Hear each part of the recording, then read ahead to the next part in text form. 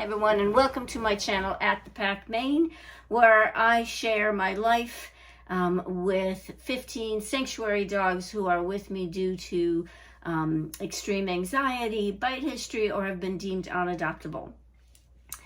I thought it'd be fun that once a week I might just spend a little bit of time informally sharing some tip that I've learned or am learning or observing in both my work in training dogs and my life with sanctuary dogs.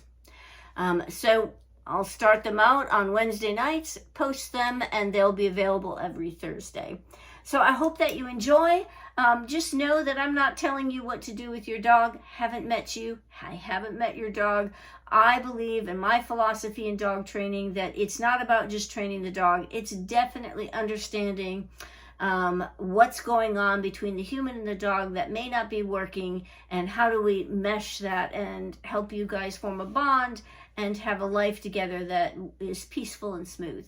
So just know that I'm not telling you what to do, and if something I say kind of hits a gut level, I'm definitely not out here to shame what you're doing or what I'm doing or what any other trainer is doing. I'm just wanting to share a bit about what I've learned, and hopefully you might find it either interesting or maybe you might try a few things with your relationship with your dog. But again, I'm not telling you what to do. So tonight's topic is, what's the most common problem I find when I go to do an evaluation in a home with someone who is struggling with strong behaviors with their dog? And the number one problem I find is that the dog and the human are not a great match, either energetically or what the breed needs in order to feel fulfilled, and the human, what their lifestyle is and what they enjoy doing. And if those two things don't match, things do get tough. The human may be asking the dog to behave a certain way, but the dog is not in a position to be calm and peaceful because their needs aren't getting met. That is the number one problem that I see. And this comes when we decide to bring a dog into our home and we're not thinking realistically about what we have time for in our life. So typically what I see when somebody's getting a dog, they are thinking about what they want from the dog. Affection, companionship, or sometimes even someone is feeling like they'd like to be more active. They're not active now. They'd like to be more active, and they think, well, getting a dog will force me to be more active. That rarely happens. What happens is you get a really active dog and you get frustrated because you're having to be out, and you're it hasn't been your habit. It hasn't been what you've been doing. And so now you're looking to the dog to force you to change your lifestyle, and that can cause some friction between you and your dog. Another big issue that I see is someone who is not mobile, who doesn't have a lot of energy, and getting a puppy. If here I am, I'm in my 60s, and so I need to be thinking about what kinds of dogs am I bringing into my life? How old are they? And when I think about them living 10 to 15 years, how old am I going to be when they have aged 10 to 15 years? And is it a wise choice to bring that dog into my life? And so you too, if you are getting up above 60, you need to think about, how active do I want to be? And thinking about how your health has been, how your mobility has been, and projecting that into the future 10 to 15 years, and then making a wise decision from there. There's so many dogs out there that would love a quiet, sedentary life, but they might be older.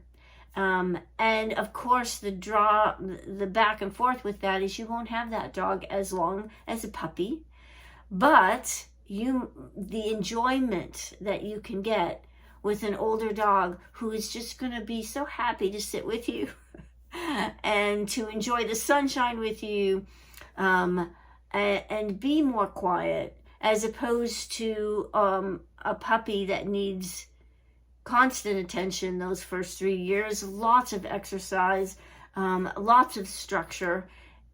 Are you prepared to give that amount of energy and time into a highly active dog?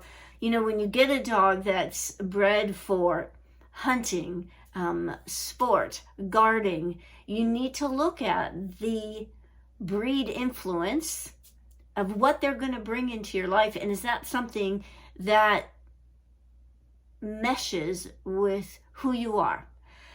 The other thing to really be looking at too is if you are in a transition time in your life, if you're in college, or if you've just gotten married and you'd like to start a family, thinking about what kind of dog is going to mesh into having youngsters in your home, or if you are in college and you're going to be graduating and then moving, are you going to easily be able to bring that dog into an apartment situation? Are you going to be able to bring them overseas with you? These are things to think about before you bring a dog into your home, because this is what can cause all kinds of behavior problems between you and your dog. Not having harmony between how you want to live your life and what your dog needs from you. So take a little bit of time to think about, before you get a dog, not just what you want from your dog, but what you feel capable of giving to a dog. It's a back and forth situation, and it's not just, I want a dog to be my companion so I can hug and hold and have their type of unconditional love, which, by the way, is something that they can give and is a wonderful thing. But you need to balance it out with, and what can I give them in order to fulfill them so that they have a comfortable and fulfilled life. So if you're having problems with your dog and you think this might be the issue, you're thinking, well, Paula, you know, it's great, but I love this dog. It's in my home. Now what?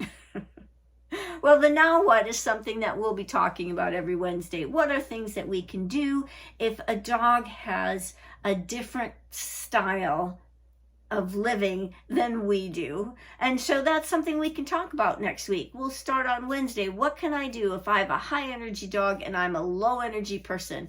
We'll start next Wednesday and we'll chat about that. Hey, have a good night. I hope you enjoy your life with your dog.